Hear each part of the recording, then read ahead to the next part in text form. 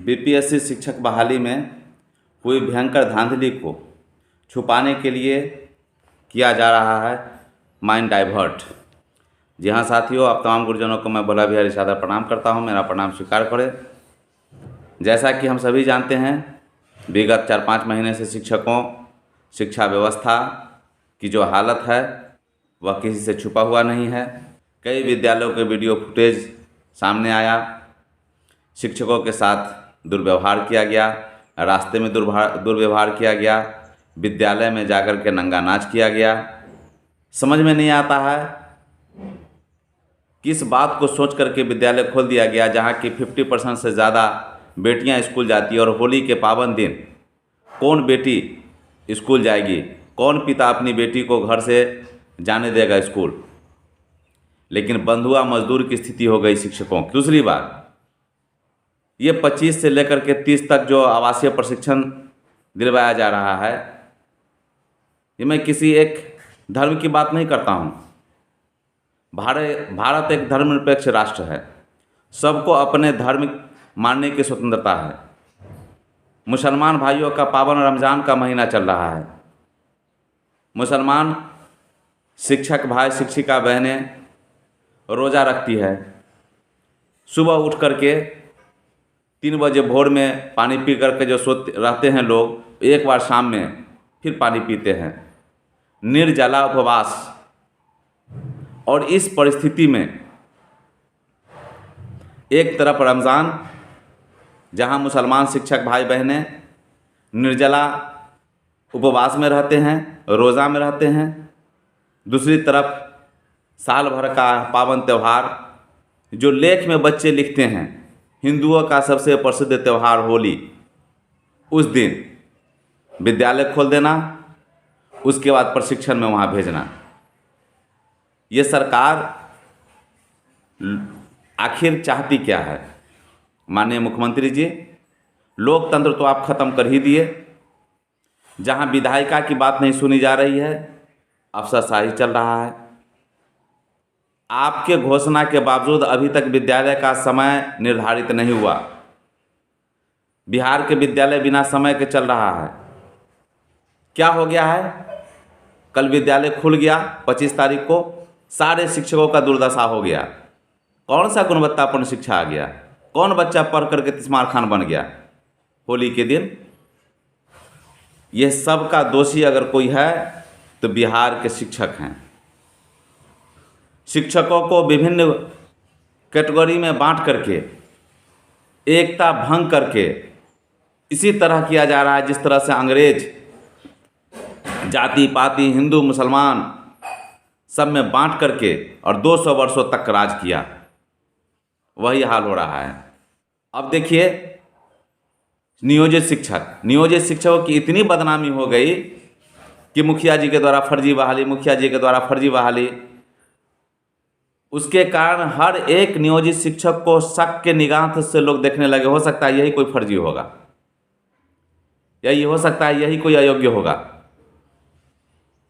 तरह तरह के प्रताड़ना, इतनी बेइज्जती कर दिया समाज में कि अब नियोजित शिक्षक कहना शर्म का विषय बन गया है। प्रतिष्ठा मिला कि टीईटी पास होकर के बहुत अच्छे लोग आए। अब टीईटी को भी हो गया नियोजित शिक्षक, वो भी उसी घेरे में आ गए कि मुखिया जी के द्वारा बहाली। अब बीपीएससी पास करके आए, बड़े शान से लोग चलते थे। नियोजित शिक्षक उसके सामने बौना साबित हो गए। बीपीएससी वाले एकदम सीना तान के चलते थे कि हम तो एकदम कंपटीशन फेस करके आए हैं। अब देखिए क्या हुआ, खुलेआम फर्जीवाड़ा हुआ। 250 से 300 परीक्षार्थी पकड़ाए TR3 में। और निश्चित रूप से इसमें सरकार के माननीय मंत्री, बड़े बड़े पदाधिकारी सबकी मिली भगत से लाखों करोड़ों में घोटाला किया गया। मैं ये नहीं कहता हूं कि सभी बीपीएससी के शिक्षक अयोग्य हैं, लेकिन मैं दावे के साथ कहता हूं कि जो भी बीपीएससी के शिक्षक अभी आए हैं, अब उनकी भी सक्षमता परीक्षा होनी चाहिए और उच्च स्तरीय इनकी जांच होनी चाहिए। नियोजित शिक्षक तो सभी अग्नि परीक्षा से गुजर गए, अब बीपीएससी को भी अग्नि परीक्षा से गुजरना पड़ेगा। और निश्चित रूप से टीआरई 1 टीआरई 2 में भी व्यापक पैमाने पर धांधली हुई है। वो अलग बात है कि टीआरई 1 टीआरई 2 में बिहार में कम डील हो पाया, लेकिन बिहार से बाहर यूपी और झारखंड आदि स्टेटों में खूब धड़ल्ले से बहुत कम पैसे में मुझे लगता है कि क्वेश्चन लीक किया गया और लोग आए। टीआरई 1 2 में तो बिहार के लोग नहीं जान पा रहे होंगे ये किधर से लीक हुआ, किधर से खरीदना है, किधर से डील करना है। लेकिन टीआरई 3 तक आते आते इन लोगों को भी स्रोत मालूम हो गया और वो लोग भी अपना खरीद करके अपना डील किए और पकड़ा गए। टीआरई 1 2 में भी अगर बिहार से डील होता व्यापक पैमाने पर तो लोग पकड़े जाते हैं, लेकिन उस समय अदर स्टेट में ही हो पाया। क्या हो रहा है ये? अब स्थिति ये हो गई है कि बीपीएससी में जो हमारे योग्य भाई बहनें शिक्षक शिक्षिकाएं आए हैं, वो भी अब हर एक शिक्षक को लोग शक के दृष्टि से देख रहा है कि बीपीएससी वाला हो सकता है फर्जी वाला होगा। क्या कर दिए माननीय मुख्यमंत्री जी? मुखिया जी तो चोर थे, आप मुख्यमंत्री जी क्या हुए? डकैत। आप क्या किए? पूरे में कर दिए, मुखिया फर्जी बहाली कर दिया लाखों रुपया लेकर के, जो आज तक आपको कोई सबूत नहीं मिला जो कोई मुखिया के द्वारा इस तरह से फर्जीवाड़ा किया गया होगा। और आपने बिहार के तमाम मुखिया के मान सम्मान पर ठेस पहुंचाया वर्षों से चिल्ला चिल्ला करके। और अब माननीय मुख्यमंत्री जी, ये कौन जिम्मेवार? आप पर कौन सी सज़ा होनी चाहिए?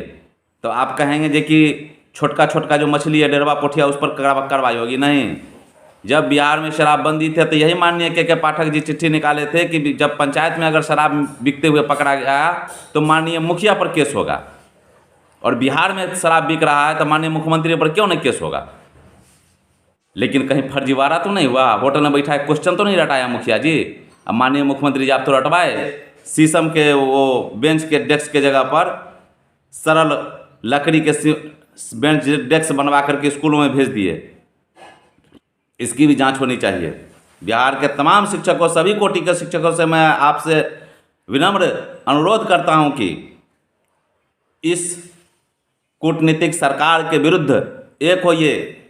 स्थिति ये हो गई है कि आज हर एक शिक्षक शक के दृष्टि से देखे जा रहे हैं, चाहे वो बीपीएससी के शिक्षक हो, चाहे नियोजित शिक्षक हो, 34,540 के शिक्षक हो।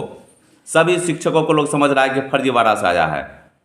ये नाकामी किसकी है? सरकार की, बिहार सरकार के मुखिया की यह नाकामी है।